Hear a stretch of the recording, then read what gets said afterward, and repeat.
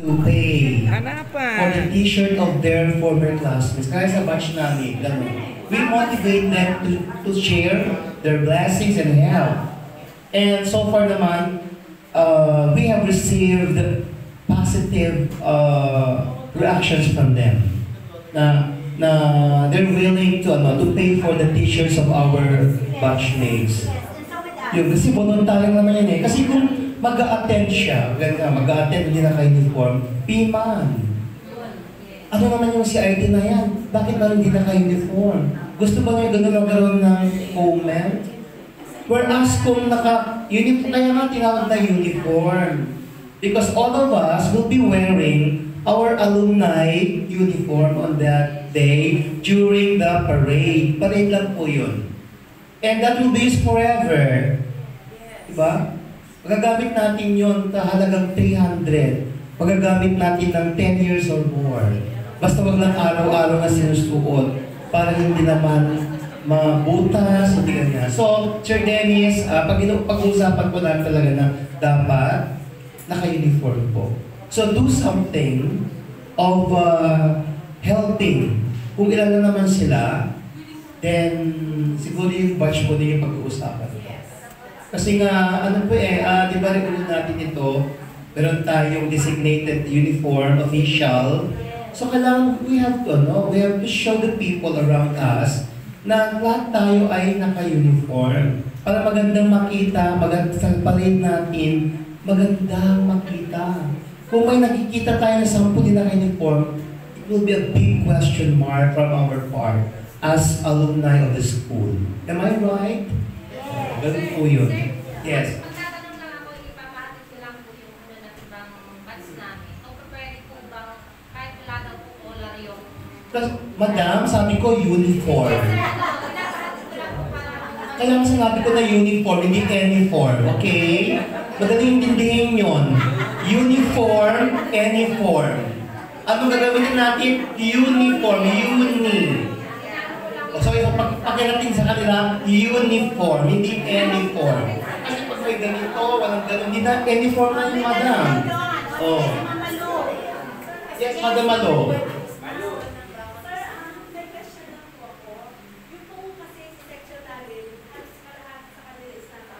Maganda kasi kung nasa abroad, talagang ano yung mga yun, generous yung mga yan.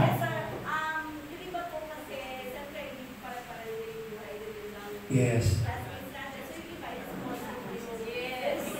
Yes.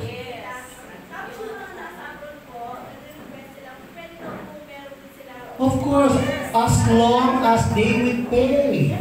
Of course. They will be given the t-shirt as long as they will pay for that. And then just get the sizes. Pag babalik bayan sila, ibigay. O kaya kung gusto mo, ipadala mo sa kanila. Through balik bayan box din. Okay na tayo. Pag sinabing uniform ha. Ngayon, pag nagre-reklamo siya mahal, panapan niya na lang ng sponsor sa abroad. Dali lang yan. Dali lang yan.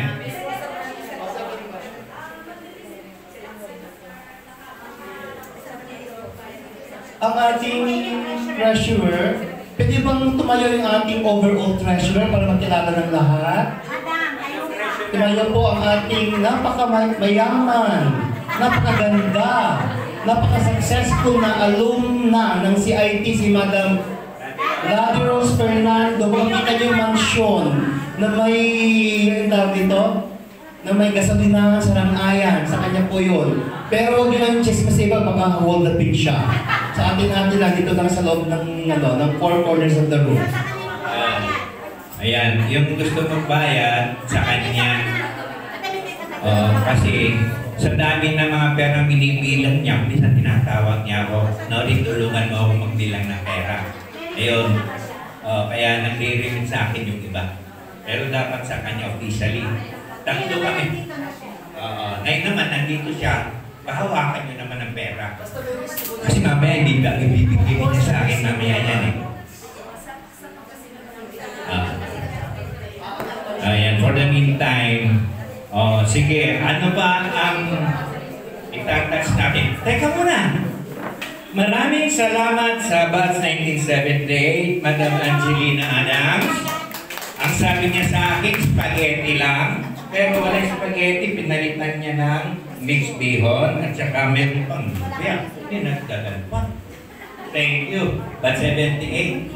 Ang Batch 78, ganun kasi, di ba? Baka naman binulungan mo. Baka sinatulungan ka, tahimik ka lang.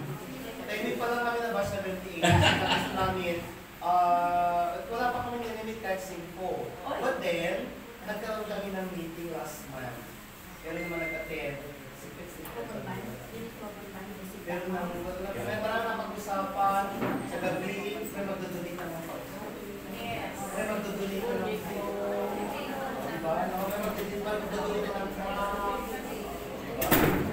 kaya kami dito ako nakakita. Ayaw ko Madam Adela. Yun ang gusto kong favorite word na rin. Nami, pera.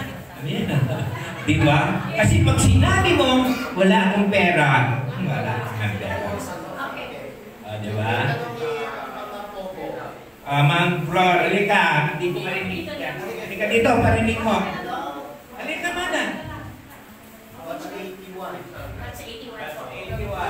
Sir, kasi po, sa batch namin may mga generous art din po. Meron pong sponsor kami, karamihan nasa abroad, ng t-shirt. Kaya lang po, ipapadala po nila, yung iba registration